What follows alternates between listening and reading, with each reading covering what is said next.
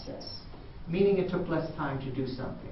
Productivity is all about saving money for the company so they can do more with fewer resources.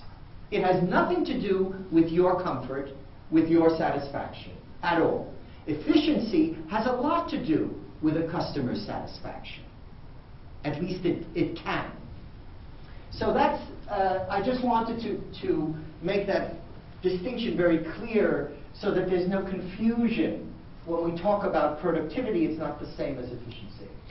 Then there is this, and by the way, when I say religious reliance on technology, I realize that there are cultural differences. I would say that in the United States it is a religion, that technology is used to replace the fear of human error. I would think in the United States, in terms of this giving service, there is always the fear that your people will fail, but your machines never fail. I think that's an ideological position that many Americans, although they don't verbalize it, have. In Japan, on the other hand, the faith in technology takes a different type of shape. And in Japan, of course, the service remains wonderful. We're very, very, very fortunate to be here because there really is no other country where the service is so good, although some of the examples you sent in about banking in Japan and several other things were quite spicy. But Japanese trust technology in terms of robotics, in terms of talking machines, talking vending machines, talking elevators. In that sense, they use technology a lot and have great faith in its ability to replace the warm feeling you get from a human voice. But that's very different from what the American emotion connotes. Then we have this urge to outsource all functions in an effort to cut costs. Once again, we're back at productivity. And again, outsourcing, Japan, of course, outsources, but has only really climbed on that bandwagon recently. In the United States, companies were so eager to outsource. Some of them have backtracked, by the way. Call centers. I'm going to show you some short videos later, which illustrate this point.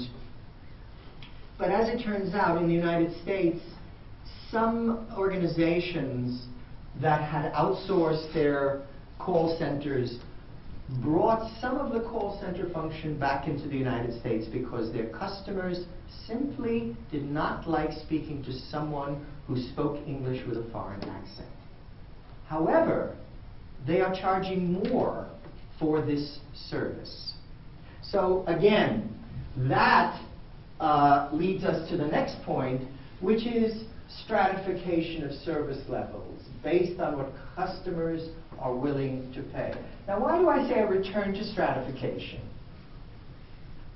Once upon a time, about 150 years ago, you had the rich and the poor, and that was it.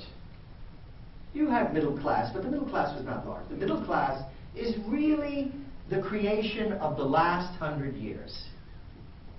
And it is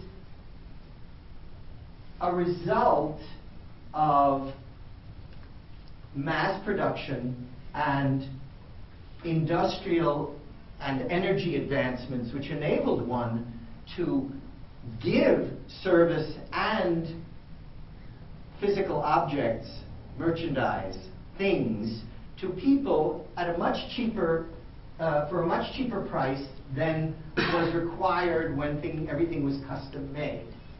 We're going to come back to this point of the return to stratification a little later. Okay, this whole idea of ever greater productivity outweighing all values, I think, if anything, this is becoming more preponderant in corporate strategy. And the squeeze is on that people within organizations must do more and more and more. But in a funny way, this takes your eye off the ball. If you deal with customers, you cannot deal effectively with customers if you're always worried about saving money. Because sometimes customers cost more. Providing a certain level of service is expensive.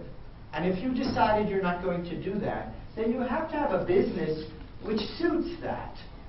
You know, like the dollar stores, maybe Walmart. Maybe Walmart is a good example of that. But that's a choice you have to make as an organization.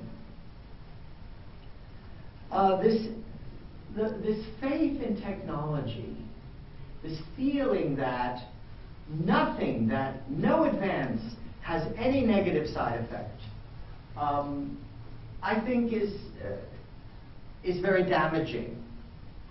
I was just actually mentioning in my course on cross-cultural management this afternoon about the fact that we are always on nowadays. In other words, we are always connected, either through our cell phone, our smartphone, the iPad, the iPhone, we're never off.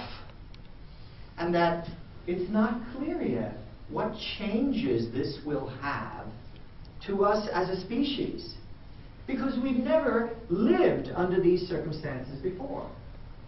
And the feeling that every tweet, every SMS, everything is so important and so necessary, you never turn it off, is an illustration of this almost religious belief that these technologies help us. And this is relevant to the giving of good service because it blinds us. Here's a perfect example of trusting the technology perhaps more than we should.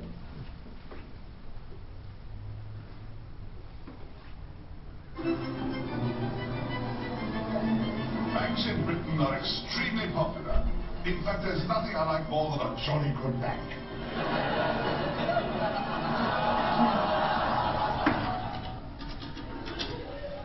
How old is he? Go on, tell the nice lady. Nearly 6. Nearly 6. He's just got some money from his uncle and he wants to open his first bank account. Well, we do have a junior saver account. You get a free Percy piggy bank. Oink oink.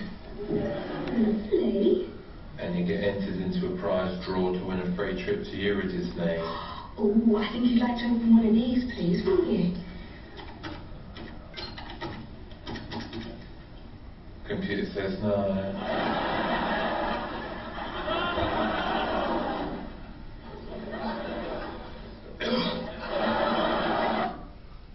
The computer says no. Now, you may say, this never happens in real life. It's funny, but it never happens in real life. I want you to be honest with me. How many of you have ever had a problem with customer service? Something had to be changed.